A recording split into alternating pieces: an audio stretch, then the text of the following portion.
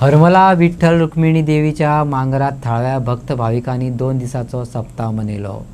गांव आणि पंचक्रोशीच्या भक्त श्रद्धेन विविध धार्मिक विधी केल्या उपरांत सप्तकाची समाप्ती विठ्ठल रुक्माईच्या मूर्तीचे दर्यात व्हडा भक्तिभावान विसर्जन केले। पळयात ते देखावे।